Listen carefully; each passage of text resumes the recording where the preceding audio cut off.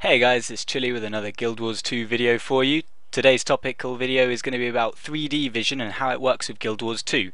This was all done during stress test 2, so it's not optimized, it's not the live version. Alright guys, let's start off with some lame live commentary from myself. So this is something that I have. I have a bit of kit that and I'm even going to go to a better place because I just had a oh my god moment in game. There's more coming. So here I'm just setting up shot where I want to show the 3D vision. We're headed to the perfect statue in Lion's Arch. I'm going to talk about 3D vision before you hear my live commentary.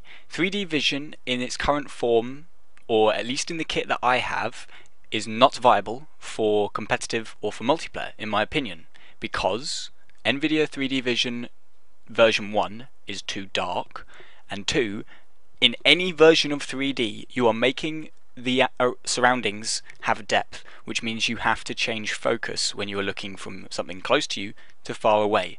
In real life, our eyes have no problem doing this because we have a big field of view, nearly 180 degrees, and our brains are very advanced. However, in a game, it creates a disadvantage. You spend time focusing in and focusing out.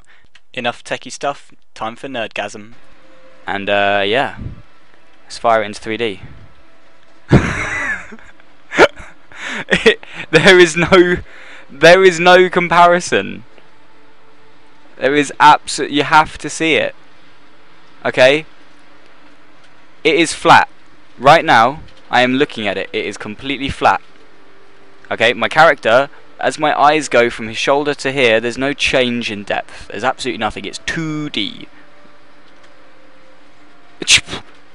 If I look at my character now, if I focus on his shoulders, the statue is out of focus because there is depth. If I look at the statue, he is out of focus because there is depth.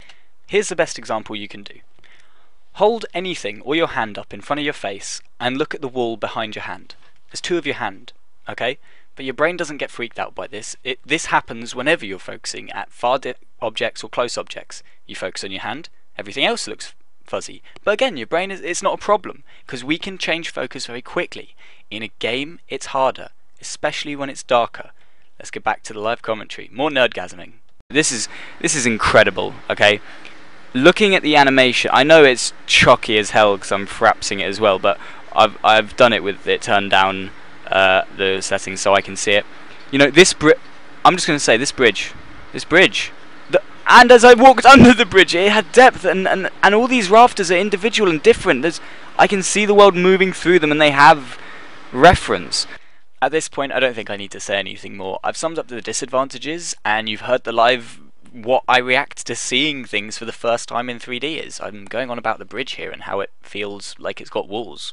From what I've seen, and bear in mind I only got about 3-4 minutes of 3D in total in my 4-hour stress test, I really want to see more. It made the game so immersive. I wanted to use /walk, but it doesn't exist. RP discussion involved.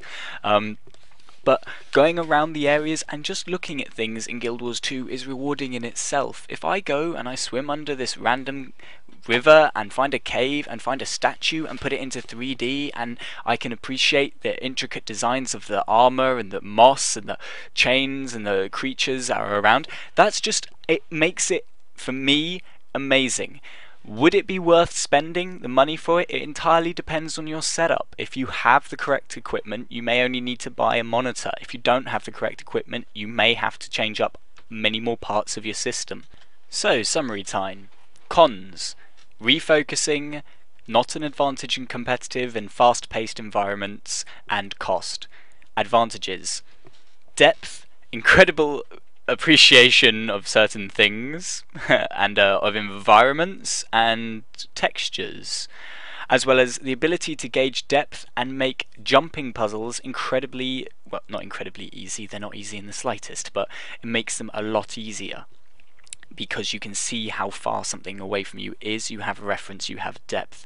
You can hear my reaction to being able to put certain things into 3D, and I'm sure there are some epic events and, for example, maybe even the Shatterer that I'd love to get some 3D footage for. If you want to see some 3D footage, I'm going to, after I've uploaded this, work on putting a stereoscopic video onto YouTube. That's going to need some help, guys. You're going to need to let me know if it looks good, if you have the setup, and I'll try and get people to be able to watch it if they don't have any 3D vision at all. So long as you have a 120Hz monitor plugged in, you should be able to view in 3D. Anyway, that's everything for today, guys. Thank you very much for watching.